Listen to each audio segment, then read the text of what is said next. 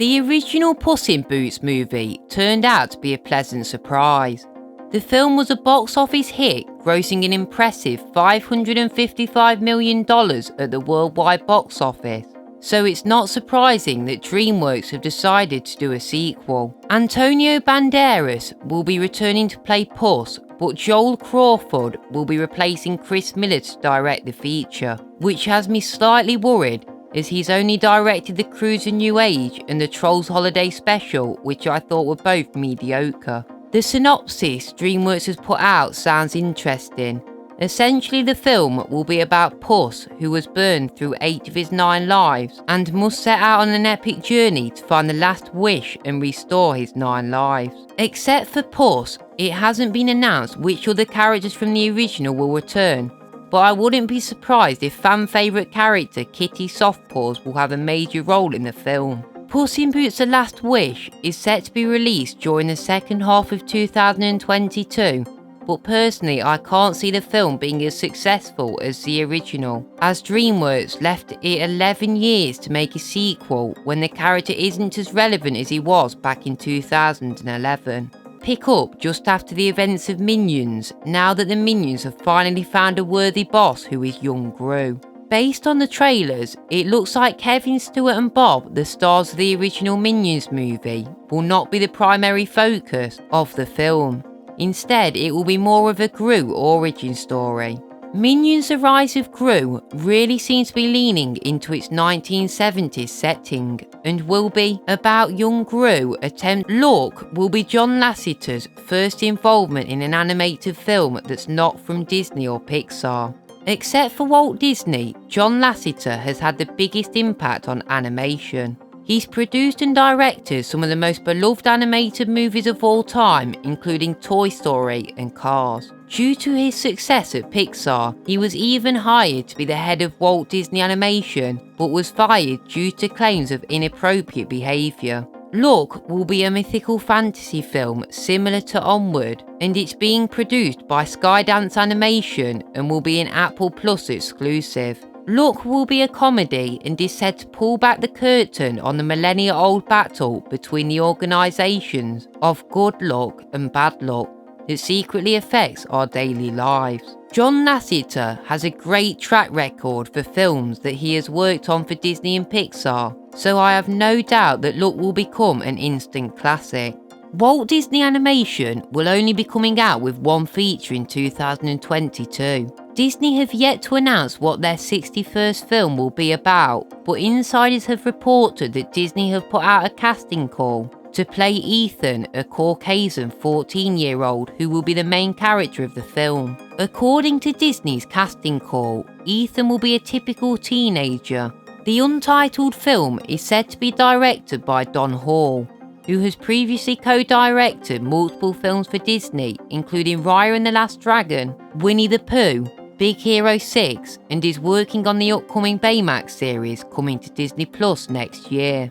Disney have been hit or miss over the last decade. They've made some of the best animated movies of all time, including Wreck-It Ralph and Zootopia, but have also made several underwhelming movies, including Winnie the Pooh and Raya and the Last Dragon. So the film could go either way. I guess we'll have to wait and see for a trailer before making any judgment. Adventures of Buck Wild will be the last film based on a Blue Sky property now that Disney have shut the studio down.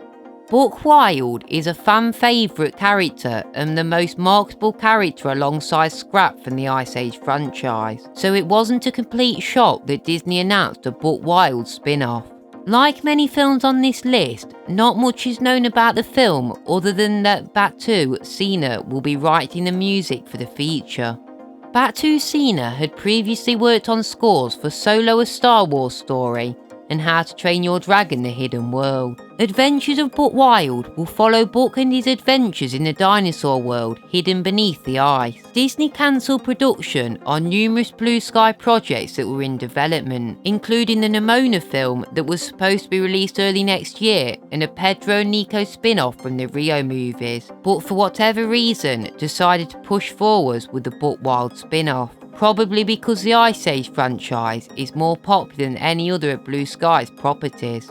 The Ice Age franchise, in my opinion, has gotten better with each instalment, so hopefully Adventures of Buck Wild will be a solid, satisfying ending to the franchise. The Bad Guys is DreamWorks' next feature and is based off the series of books with the same name. The film has an all-star cast including Sam Rockwell, who I personally love from Iron Man 2, Awkwafina, who has been appearing in pretty much everything lately, and Anthony Ramos, who I thought gave a phenomenal performance as Unsnowy from In the Heights. In more recent years, DreamWorks has been producing disappointing sequel after disappointing sequel, but it looks like they're finally returning to form with The Bad Guys and Puss in Boots 2. The film will follow Mr. Wolf, Mr. Snake, Mr. Piranha, Mr. Shark and Miss Tarantula, a group of misunderstood villains who must hatch a plot to pull off the ultimate heist. The synopsis gives very similar vibes to Wes Anderson's Fantastic Mr. Fox. Based on the source material, it seems like DreamWorks are going back to producing more edgy films that can be enjoyed by both children and adults, unlike their more recent features just appealing to kids.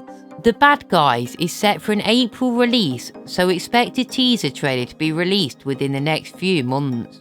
I've never been as excited for an upcoming Illumination movie than as I am for their Super Mario movie. During a recent interview, Manny Scarlo revealed that he would voice Spike, who is expected to be the main antagonist of the film. Many fans, including myself, were hoping for Bowser to be the main antagonist, not Spike, who hardly appeared in the video game series, but maybe the filmmakers wanted to save Bowser for the sequel. Almost nothing else has been announced for the Super Mario movie, but I wouldn't be surprised if it starts a Super Mario cinematic universe, opening the doors to spin-offs for popular other Super Mario characters such as Toad and Yoshi.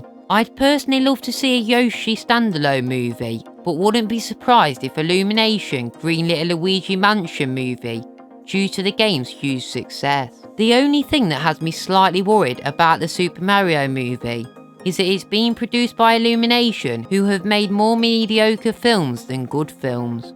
Spider-Man Into the Spider-Verse 2 is a much anticipated sequel to 2018's outstanding Spider-Man Into the Spider-Verse, which is often regarded as the best Spider-Man movie of all time. The film's being directed by Kent Powers, who directed Soul, my personal favourite movie from last year, so I have a lot of confidence in any project that his name is attached to. All the main cast from the original are returning, and it's rumoured that Issa Rae will be voicing Spider-Woman. According to sources, the film will focus on Miles' and Gwen's relationship more in the sequel, and expect Oscar Isaac to reprise his role as Spider-Man 2099, but this time be given a major role rather than just a cameo during the post-credit scene. There are so many different iterations of Spider-Man that could be included in the sequel, but I guess that we will just have to wait for a trailer to see who is really going to be included in the film. Turning Red is due to be released in March next year and will be Pixar's 25th film. The film will follow Mei Lee, a confident, dorky 13-year-old obsessed with a boy band, but like with every great Pixar movie, there's a twist. In this case, the twist is that Mei turns into a giant red panda whenever she gets too excited. The film's being directed by Domi Shi, who has previously directed Bayo, the Oscar-winning short for Pixar. Turning Red will be Pixar's fourth consecutive original film that isn't a sequel or spin-off to an existing franchise. The teaser trailer that Pixar recently released looks promising, and with Pixar's excellent track record, I expect that Turning Red will be another Pixar masterpiece. Easily my most anticipated movie of 2022 is Lightyear. I've discussed Lightyear in depth in its own video that I'll try to remember to link below.